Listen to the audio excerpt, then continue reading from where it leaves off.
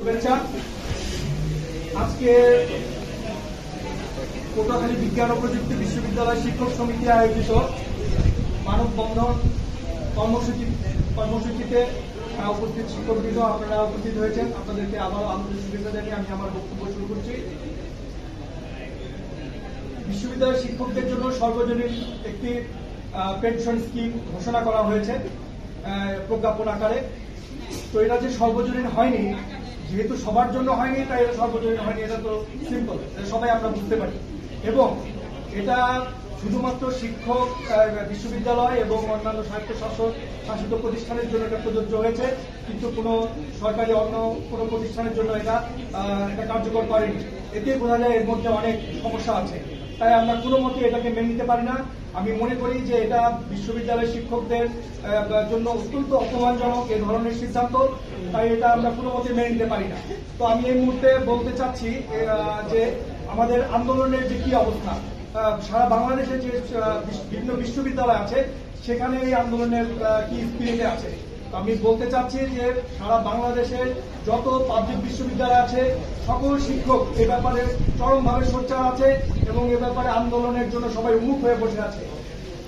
বাংলাদেশ শিক্ষক সমিতি ফেডারেশন একটি প্ল্যাটফর্ম, যে প্ল্যাটফর্মে বাংলাদেশের সকল শিক্ষক সমিতি এই প্ল্যাটফর্মের আওতায় আছে।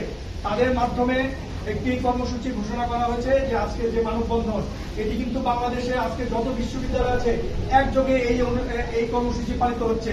এবং আরো কিছু কর্মসূচি আছে, যদি আর এই মানববন্ধনের ফলে যদি গভর্নমেন্টের সুনজরে না আসে এবং তারা যদি এ ব্যাপারে কোনো আমলে না নেয়, তাহলে অবশ্যই পরবর্তীতে আরো কর্মসূচি আছে। তার মধ্যে আগামী 28 তারিখ 2 ঘন্টা কর্মবিরতি আছে আমাদের শিক্ষক সমিতির পক্ষ থেকে, আমাদের বিশ্ববিদ্যালয় তো হবেই, এবং একই সাথে সারা বাংলাদেশে যত বিশ্ববিদ্যালয় আছে সব বিশ্ববিদ্যালয়ে 2 ঘন্টা কর্মসূচি পালিত হবে।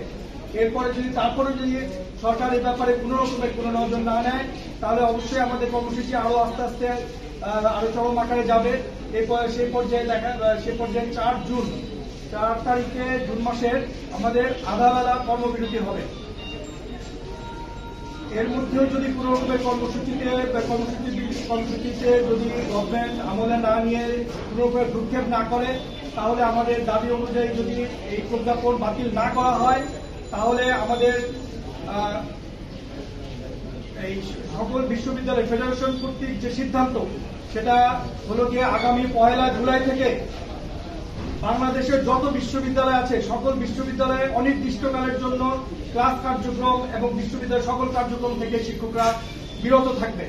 তো আমি মনে করি আমরা চাই যে সে পর্যন্ত আমাদের যাওয়ার কোনো প্রয়োজন হবে না। নিশ্চয়ই আমাদের সরকার এ ব্যাপারে সোচ্চার থাকবে, কোনো মতেই তারাও চাবে না যে বিশ্ববিদ্যালয় এভাবে অশান্ত হোক। তাই আমি আশা করছি যে আমরা এই কর্মসূচির মাধ্যমে, মানববন্ধনের মাধ্যমে আমাদের এই দাবি পূরণ হবে। তাই আমি সরকারকে আবারও আহ্বান জানাচ্ছি যেন আমাদের এই দাবি মেনে নিয়ে বিশ্ববিদ্যালয়কে সুশৃঙ্খলভাবে পরিচালিত করার জন্য সেই পরিবেশ তৈরি করা হোক। তো আজকে উপস্থিত সম্মানিত শিক্ষকবৃন্দ, আপনারা অনেক কষ্ট করে এখানে উপস্থিত হয়েছেন। আপনারা সারা বাংলাদেশের যে শিক্ষক সমাজ আছে পাবলিক বিশ্ববিদ্যালয়ে সবাই একইভাবে একদম কিন্তু পালিত হচ্ছে।